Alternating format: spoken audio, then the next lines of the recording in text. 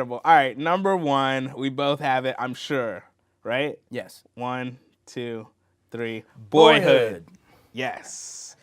Dude, we killed this list. Like, Lots of crossover. Either we're just like, we think the same, or like, I promise you, we good. Yeah. Cameras, we did not plan this at all. Exactly. We didn't even know what the lists were beforehand, but all right. All right, so Richard Linklater decides to, okay. One of a kind movie. Yeah, so as I say all the time, cinema is one of the youngest of the arts, right? Ooh, yeah. So we haven't seen something like this. Richard Linklater takes the same cast over a course of 12 years. So we see L.R. Coltrane grow up. I think he's 6 years old when it starts. Right, until he's 18. Yeah. And this is just an amazing piece of work. The fact that we're able to see this young kid grow up, but not only that, like this whole story congeals. It makes sense, and it feels like you were a fly on the wall with this family. You're watching a real life happen. Exactly. Like, I felt like this is more of a documentary that than a narrative film. And not only that, everyone's character arc is just so natural. It's so genuine. You see how the main character, L.R. Coltrane, how he turns into the young adult that he is. Right. His mom, Patricia Arquette, who should be nominated, if not win. Yeah, definitely. Supporting actress, yeah. She does the heavy lifting. Exactly. Going through 2 bad relationships, and it's one of those... And Ethan Hawke. The growth as a father. Oh, my God. In the beginning, he's like this, the cool dad that's really... Driving the cool car. Right, exactly. But he really doesn't know how to be a father. Then suddenly, like, somewhere in the midpoint, like, he's now married and has a family. A minivan, exactly. And it's just an amazing piece of work. And the fact that, like,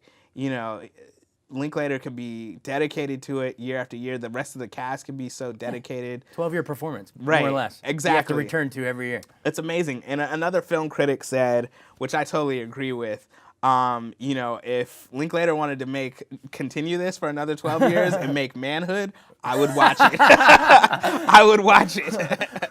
Tune in for the sequel, Adolescence. Exactly. Yeah, totally.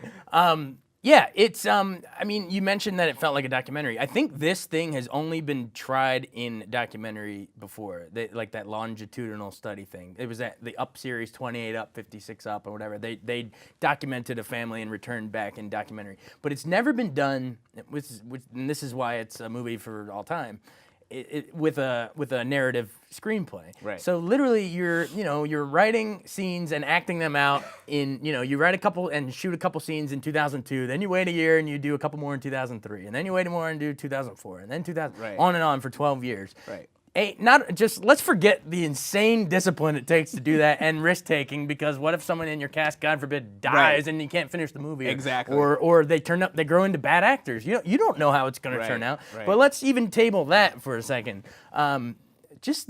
It's just a great, sweet coming of age story as well. I just connected with it. It felt like my own childhood or yours too. Totally. And you as a dad, I'm sure you get even more out of it raising your own kids. Yeah. To me, not only do you get to watch them grow before our very eyes, but it also serves as a time capsule of those 12 years with the music. It starts with Coldplay and ends with whatever the music is at the end. Or the technology. They're playing Game Boys and then they're playing Wii's. Right. Or no gadgets at the dinner table, guys. And then at the end he's talking about how Facebook is turning us into zombies, and it charts that. And to me, one of the more powerful things is even like what's on the news coverage at the time. Like, it opens where they're at the bowling alley and the Iraq War is on TV, and then you're sitting there watching the movie and you're like, oh my God, we're still there. Right. Yeah. Right. So it took this time capsule of this time period and will be there captured on film. Right. For as long as people are watching movies. You can go can you imagine, what if there was a Linklater from in a different era who did this, had this idea from 1960 something to the 70s.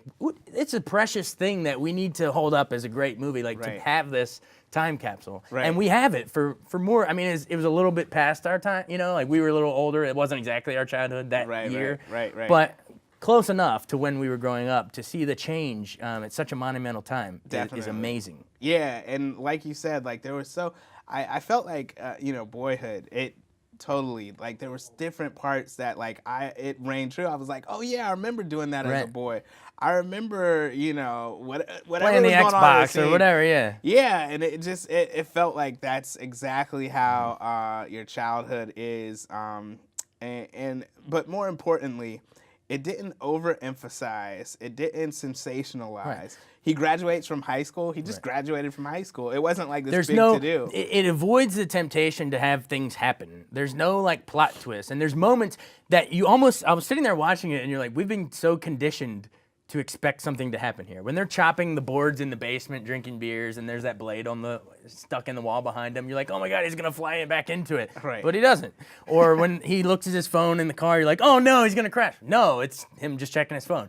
It resists that temptation to make it, fictionalize it, to dramatize it. Right. It's slices of life. Exactly. And that's why, man, as a filmmaker, that feat, but then the fact that the story is just so well done, it had to be number one. Otherwise, like I said, Selma would have been my number one. But this is just, hands down, you gotta get this on DVD right after you watch it in the theater. Yeah, and I was wondering how it would hold up on second viewing, but I did just see it for a second because it came out a while ago. It came out like earlier in like summer, I think, or spring. Yeah, and. You're blown away by the whole gimmick of it and how they shot it with the incremental thing. But I was like, I wonder how it's going to be the second time. So I went and saw it again on the big screen, and it really holds up. Yeah. It totally, I was just as transfixed and almost in tears when he's driving away from his mom and she's like, I just thought there would be more. Yeah. I was in tears again. I was like, this movie totally works no matter how many times you see it.